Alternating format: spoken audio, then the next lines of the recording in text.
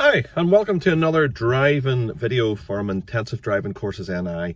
The video channel is set up for help and assistance and advice with the current driving tests in Northern Ireland. Now, these videos are designed to help and assist with the current training that you're getting from either an instructor or friend or family member. Today's video, I'm going to be looking at the importance of adjusting the mirrors. A few hints and tips on that, and also the importance of checking them regular, and also obviously for your test conditions, showing that you're checking them. So basically you have two types of mirrors in a standard car. You've got the interior mirror, sometimes known as the middle mirror. Now that's generally used for checking before you apply your brakes or to see following traffic in the lane that you're in. You then have two exterior mirrors, or sometimes called door mirrors. People used to call them wing mirrors, but they're currently on most cars on the doors. And they're slightly different because they're a convex glass. So it's a slight curve, so it could make things that you're checking basically seem further back than they are, but they give you sort of more sideways vision out. And basically your interior mirror is your braking mirror, so it's a totally flat glass. So what you see is perspective of the distance.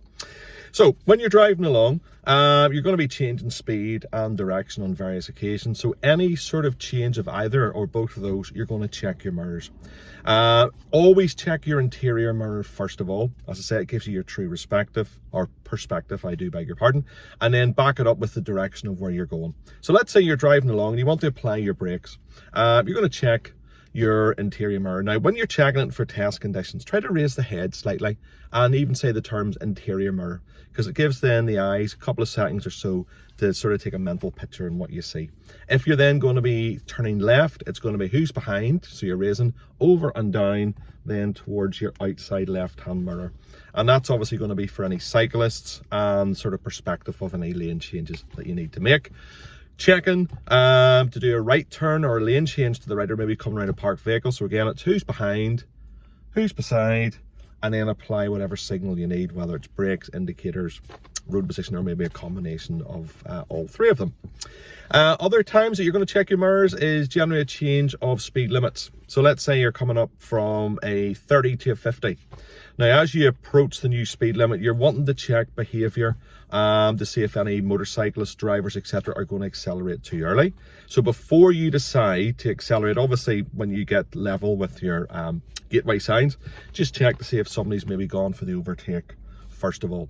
If you're coming equivalent then, say from a 50 to a 30, so you're in a reduction of speed, start to check your mirrors before you apply your brakes, and make sure that you're aware that if anybody's quite close to you, that you maybe brake earlier and gentle, just to send that signal out, so you're not being forced through those gateway signs at still exceeding the speed limit. Moving off at traffic lights, just as you move off, check all mirrors, because you're going to have, as well as vehicles behind, you're going to have cyclists, motorcyclists possibly on either side. And if you do the same for the first or the last few meters coming up to the stop in traffic, whether it's traffic lights or roundabouts, because remember, two-wheel modes of transport can filter through the narrower gaps.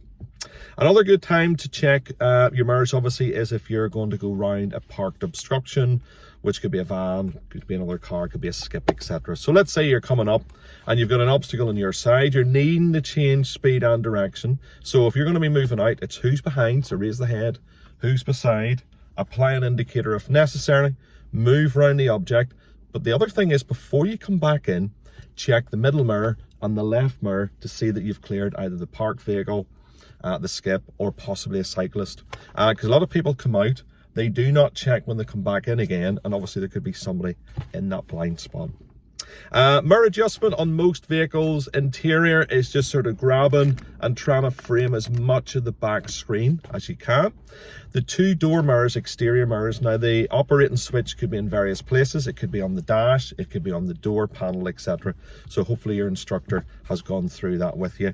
And remember, always adjust your mirrors if need be before you set off on any journey, folks. Don't just go on what the last person had, because even if your mirrors are slightly off, it could distort the view you're getting, or possibly could reduce your view back or to the side by a number of meters, which could obviously create another blind spot.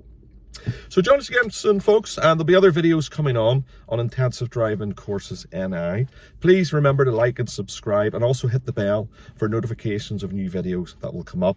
And the best of luck in your current training, and obviously you can pass some of these hints and tips on, or videos, to somebody who's just passed the test, or somebody that's maybe looking a wee bit of a refresher.